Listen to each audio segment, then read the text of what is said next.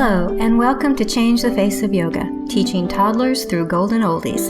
I'm very excited to be talking to lots of yoga teachers who will explain their passion for teaching yoga to students with different ages, physical fitness levels, wellness levels, and different goals. They will explain the benefits of yoga for these students and will be including teacher tips and pose modifications. I am Stephanie Cunningham of Yoga Lightness, and I've been teaching over 50s for 10 years. So this area is my passion and the passion of many other yoga teachers that you will be listening to in this series. Thank you so much for listening, and let's get started. This is Changing the Face of Yoga, and this is the very first episode. This podcast goal is to broaden the public perception of yoga. I'll be talking to yoga teachers that teach a little bit out of the mainstream. So we're going to talk to teachers who teach children, who teach seniors, who teach pregnant women, who teach people that have conditions that can benefit from yoga, but the teacher does have to do some modifications. So we're going to be talking to a wide variety of teachers all over the world, which is extremely exciting, I think. So we've got people lined up from South Africa and the United States and Australia and New Zealand. And we're going to be talking to all of these really passionate teachers who really want to talk about how wonderful their students are and how yoga can be beneficial. All it needs is some modifications in some ways. And so we're going to talk to everybody and let you know the real diversity of yoga and its ability to be beneficial to almost everybody. Okay, so who am I? Well, I'm Stephanie Cunningham, and I'm a yoga teacher. I've been a yoga teacher for 10 years now, and I have been doing yoga for about 16, 17 years. And how I got there was I retired early, quite early actually, and I decided to go on a round the world push bike tour in the year 2000 to celebrate the millennium. And we started in the Rose Parade in Los Angeles, California, and biked down Baja Peninsula, and then went over to the mainland of Mexico, through Central America, and then South America, and then Africa, and came back to the United States and Canada, and then Europe, and then came to Australia.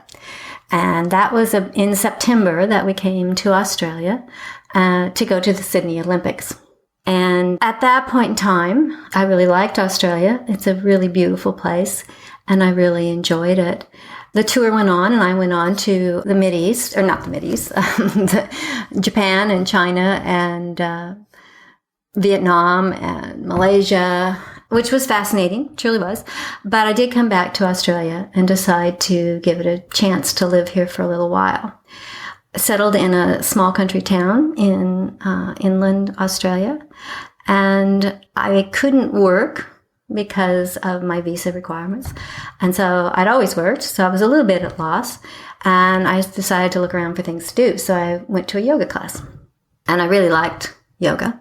I did okay at it. I'm not an athlete, but it was something that I could do, and I felt good doing it. So I continued to go to yoga, and I was beginning to notice that a lot of people that I knew were having difficulties, and I knew that the stretches that we were doing in yoga, perhaps the breathing, the meditation, could be very helpful to them. But they were very adamant that yoga wasn't for them because they were either too old or they had issues or whatever. But they weren't doing yoga. And I got very tickled by a neighbor of mine who said, oh, I couldn't possibly do those pretzel poses. And I loved the description. I thought that was great. But I decided that I did really want to teach older people. So I decided to go into training and a basic beginning yoga teacher training. However, it had absolutely nothing about seniors in it. So I felt completely and totally unprepared to teach seniors. So I found some other training. Unfortunately, I couldn't find any in Australia, so I had to go to the United States. And I went to Carol Krukoff's and Kimberly Carson's Teaching Senior Yoga workshops in Duke Integrative Medical Center. And that was really a fantastic experience in that we were interacting with doctors and therapists and nurses who all worked with older people, and we could get the medical background of what was happening to them, and then how we could modify what we should modify, what we should do, shouldn't do for people that had these issues. We observed a class for people who have COPD, which is chronic obstructive pulmonary disease, which means they can't breathe well at all. Their lungs are not functioning very well.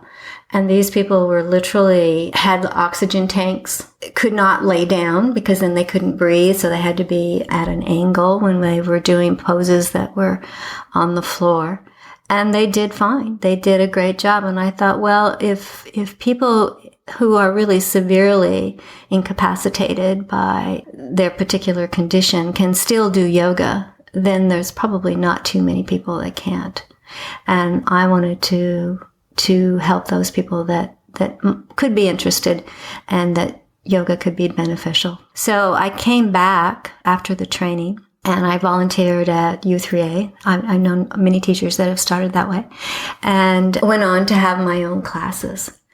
And I've taught in retirement villages, and I've taught in gyms, and I've taught for other teachers, and I've taught for myself. In the meantime, I went back to visit my mom, and my mom's a little firecracker. And I believe that I walked so fast because I spent my childhood trying to catch up with her. And I noticed when I came back that she was walking very slowly, and it looked like she was in pain. And I asked her, I said, "Mom, what's wrong?" She said, "Well, I think I have arthritis in my lower back, and it's very painful to walk." And I said, "Okay, why don't I do a really gentle yoga session with you, and we'll gently stretch those muscles.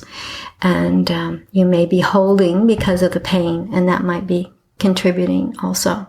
So we did it. We did a gentle stretch sequence, and she really enjoyed it. She's one of those people that takes to anything new and likes to give it a try. And so we went shopping afterwards. Mom likes to shop too. And I noticed she was walking quite fast because I was trying to keep up. And she said, I said, "Mom, how's your back?" And she said, "Well, it's really good." She said, "I'm surprised." She looked kind of shocked, actually. "It really feels good." And I said, "Well, that's what yoga can do if it's done appropriately for what you need." And that really cemented my passion to teach seniors, because I could see that it had really made a significant difference in how she felt and how she moved. So I came back to Australia after the visit and started my classes up, started my volunteering up, and taught in this small country town for, 9 years or so. And then I decided I wanted to get more training, go up to what is 500 level.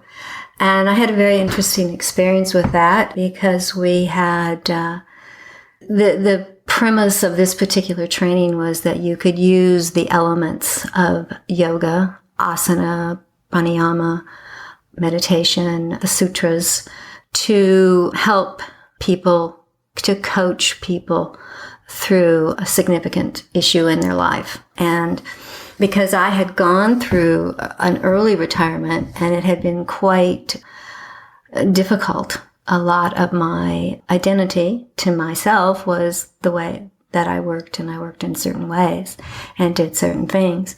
And without that ability to work, I really had to scramble to find out what I wanted to do for the rest of my life. And I had many, many years, because like I said, it was an early retirement.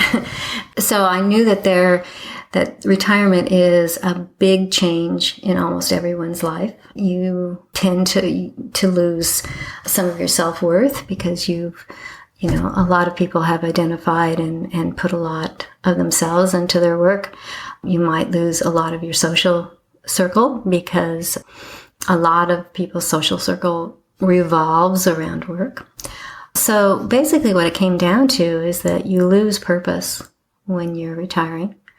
And so I developed a process to help people with retirement using these basic things that they taught us in this advanced yoga class.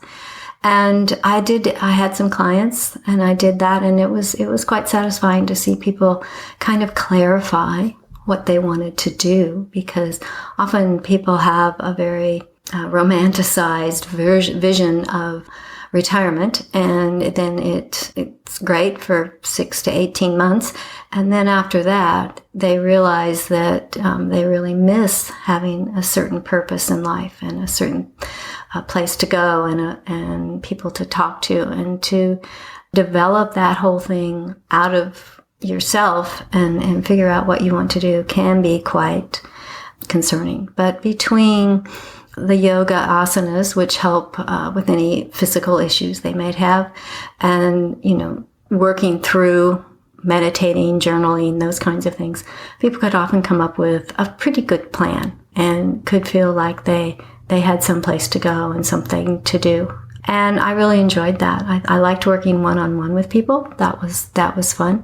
Different from my classes, but also interesting. So I've been really working with yoga and senior people in a lot of different ways, and I've really, really enjoyed it. And so changing the face of yoga is just a way for people to understand that there is, of course, room for the young people who are doing very difficult asanas, but that yoga is much, much bigger than that, much, much more diverse, and that there's lots and lots of teachers out there who are teaching different populations and are sharing their knowledge of yoga, which is much more than just an exercise regime.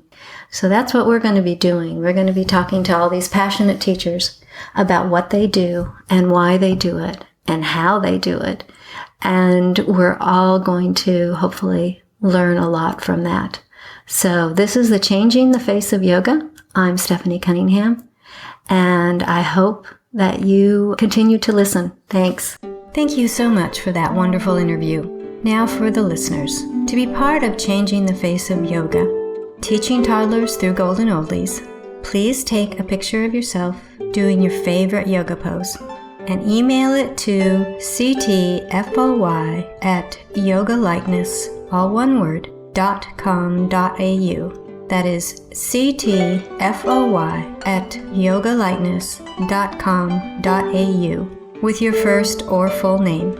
I will upload it to the Instagram folder, Changing the Face of Yoga. So we will have an album of the spectrum of students who represent the face of yoga. Please download and review this podcast and tell your friends who might be interested. Thank you, and let's get together next week.